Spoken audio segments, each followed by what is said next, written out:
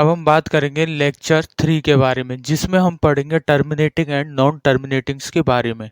क्या क्या हमारा टर्मिनेट में होता है, क्या क्या हमारा नॉन टर्मिनेट में होता है। जो हमारी एक्सरसाइज 1.4 रियल नंबर की आएगी, जिसमें हम डेसिमल एक्सपेंशंस के बारे में पढ़ेंगे और उसके बाद हम नॉन टर्मिनेट रिपीटिंग एक्सपेंशंस के बारे में भी पढ़ेंगे।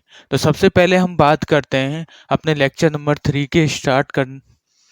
तो लेक्चर 3 जिसमें हम पढ़ेंगे terminating terminating and non terminating.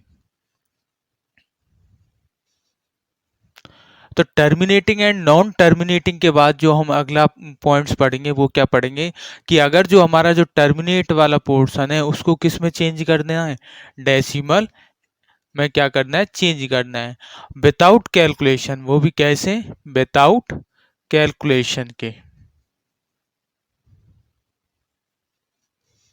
तो सबसे पहले हम बात करते हैं कि कब टर्मिनेट होगा और कब नॉन टर्मिनेट होगा। तो हमें सबसे पहले कोई भी रेशनल नंबर लेना है। क्या लेना है, रेशनल नंबर लेना है। और रेशनल नंबर जो होता है हमारा वो P अपॉन Q की फॉर्म में होता है। किस की फॉर्म में होता है, P अपॉन Q की।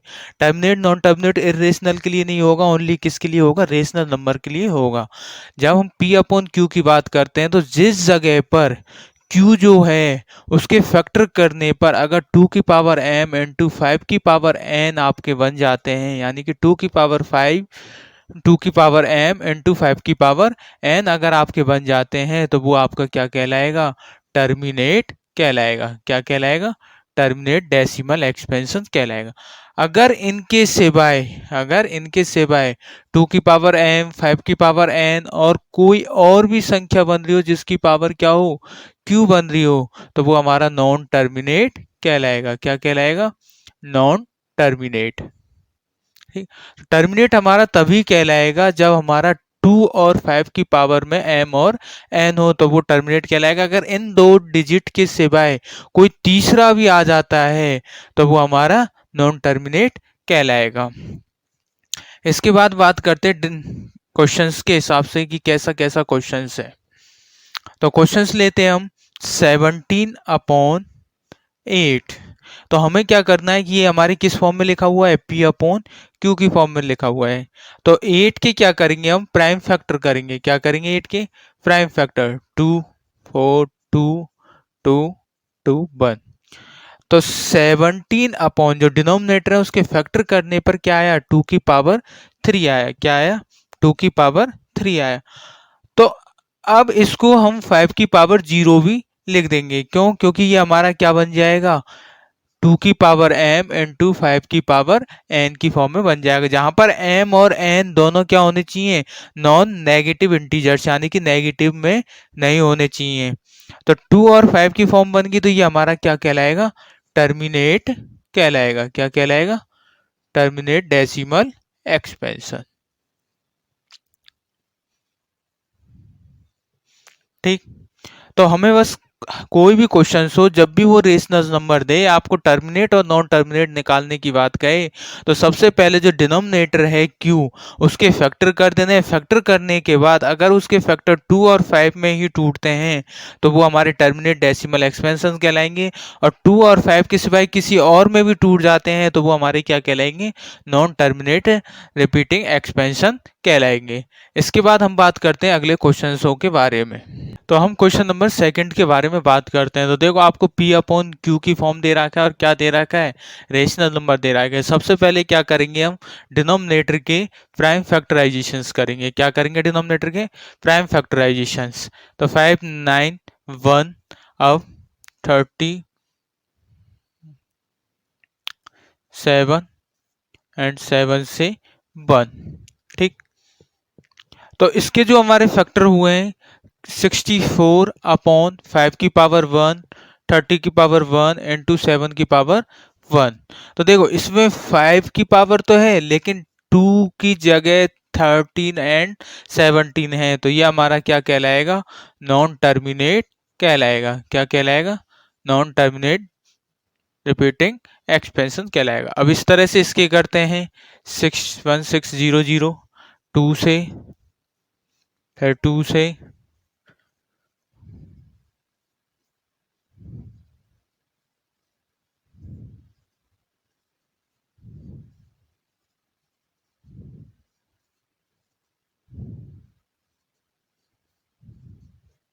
तो क्या बना है इसका 15 अपॉन 2 की पावर 1 2 3 4 5 6, 2 की पावर 6 इंटू 5 की पावर 2।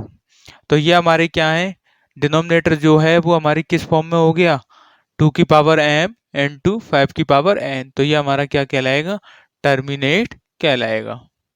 इसके बाद नेक्स्ट क्वेश्चन 50।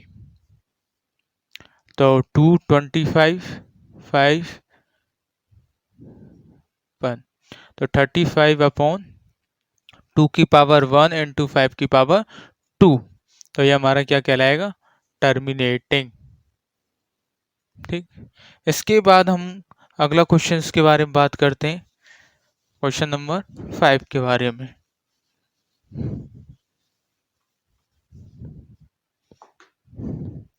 क्वेश्चन नंबर 5 क्या है, 6 अपॉन 15।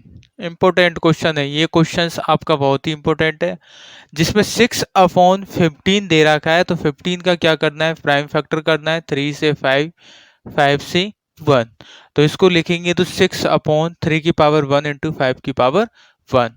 तो ऐसी कंडीशन जब आ जाए जिसमें 5 भी आ रहा है, 3 भी आ रहा है और 2 हम क्या मान लें, 2 की पावर 0 मान लें, तो अगर देखने में तो आपको क्या लग रहा है, ये नॉन टर्मिनेटिंग लग रहा है। लेकिन ये एक बात और ध्यान रखना, जब कभी भी नीचे वाले से अगर ऊपर वाला कट जाता है तो उसे हमें क्या कर देना है, काट देना है। तो कितनी टाइम्स गया, 2 टाइम्स।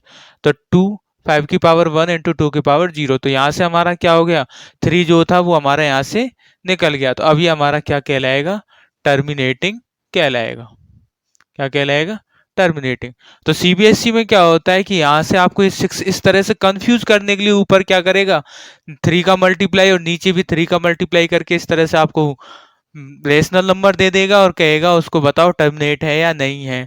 तो आप क्या करोगे, 2 और 5 के आ जाते हैं तो आप टर्मिनेट बोल दोगे, नहीं आते हैं तो आप टर्मिनेट उसे नहीं बोलोगे। तो ऐसी कंडीशन में आपका क्या हो जाएगा, वो गलत हो जाएगा। यहाँ से देखा जाए तो ये क्या लगता है, नॉन टर्मिनेट लगता है। लेकिन 3 से अगर ऊपर वाला कैंसिल आउट हो रहा है तो आपका क्या कहलाएगा, टर्मिनेट कहलाएगा। अन्यथा अगर नहीं डिलीट कट नहीं पाता है तो वो हमारा नॉन टर्मिनेट में ही रहेगा। अब इसके बाद बात हम करते हैं डेसिमल एक्सपेंशन में, कि डेसिमल में कैसे चेंज करें। तो डेसिमल में जो चेंज करना है वो हमें कौन से करने हैं, टर्मिनेट वाले। किसको चेंज करना है, टर्मिनेट वालों को डेसिमल में चेंज करना है। तो जैसे हमारा क्वेश्चन था, पहला क्वेश्चन ले लेते 6 अपॉन 15, और ये पेपर में अगर आएगा तो विदाउट कैलकुलेशन पूछेगा, जिससे बिना कैलकुलेशन करे इसे डेसिमल में चेंज करना है। तो इसको चेंज करने पर ये हमारा क्या आया, 2 अपॉन 5। तो 2 अपॉन 5 है तो यहाँ 2 5 की पावर 1। तो हमें क्या करना है, दोनों को 2 की पावर क्या है, यहाँ पर 0 है। तो 5 की पावर 1 है तो 2 की पावर भी क्या होनी चाहिए, 1 होनी चाहिए। यानी m और n दोनों के क्या होने चाहिए, इक्वल होने चाहिए। तो m और n को अगर इक्वल बनाना है, जैसे 2 अपॉन 5 की पावर m और 2 की पावर n, तो जब डेसिमल एक्सपेंशन में चेंज करेंगे तो m बराबर होना चाहिए किसके, n के। तो यहाँ हमारा m बराबर नहीं है किसके, n के। तो क्या करेंगे, 2 5 की पावर 1 इंटू 2 की पावर 1 का दोनों साइड क्या कर देंगे, मल्टीप्लाई कर देंगे, डिनोमिनेटर में भी और न्यूमरेटर में भी। तो देखो यहाँ दोनों क्या हो गए, सेम होगी। जब पावर सेम होती है, यानी कि किसी की भी पावर सेम होती है, तो उनका आपस में क्या हो जाता है, मल्टीप्लाई हो जाता है। ठीक है, तो ये क्या आया, 2 इंटू 2 4, और यहाँ क्या आया, 10 की पावर 1। तो इससे क्या आ गया, हमारा जो डेसिमल एक्सपेंशन में आया 0.4 इसका आंसर। तो इस तरह से हमें क्या करने हैं, डेसिमल एक्सपेंशन में चेंज करने हैं। इसके बाद हम एक क्वेश्चन सॉल्व लेते हैं डेसिमल एक्सपेंशन में चेंज करने के लिए।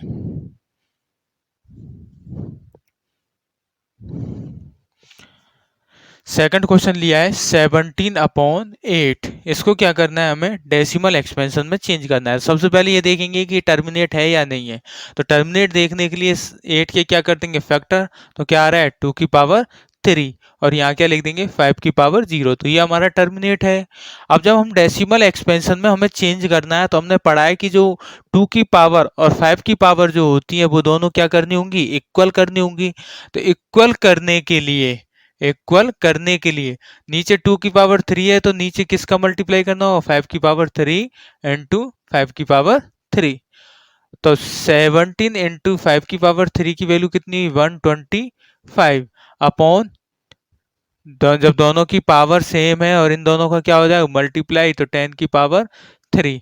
तो 17 इंटू का मल्टीप्लाई करके 3 डिजिट्स के बाद क्या लगा देना है, डेसिमल लगा देना है। ठीक है, तो इस तरह से आपके जो सीबीएसई में क्वेश्चन पूछेगा वो यही टर्मिनेट नॉन टर्मिनेट से, ज़्यादातर टर्मिनेट या नॉन टर्मिनेट से क्वेश्चन पूछता है। कंडीशंस आ जाती हैं तो डेसिमल से भी आपसे क्वेश्चंस कर लेता है। दूसरी बात आती है कि कंडीशंस पूछा हुआ है 2008 में सीबीएसई में आया था कि अगर आपकी पी अपॉन क्यू की फॉर्म में रेशनल नंबर है, पी अपॉन क्यू में क्या है, रेशनल नंबर है, तो ये हमारा टर्मिनेट कब होगा उसकी कंडीशंस बतानी है। क्या बतानी है, कंडीशंस बतानी है कि P अपॉन क्यू हमारा रेशनल नंबर है तो वो टर्मिनेट है, और कब होगा वो कंडीशंस हमें बतानी है। तो कब होगा, जब Q किसके बराबर हो, 2 की पावर m इंटू 5 की पावर n, यानी इस फॉर्म में अगर आपका Q बन जाता है तो वो हमारा क्या कहलाएगा, टर्मिनेट कहलाएगा। ठीक है।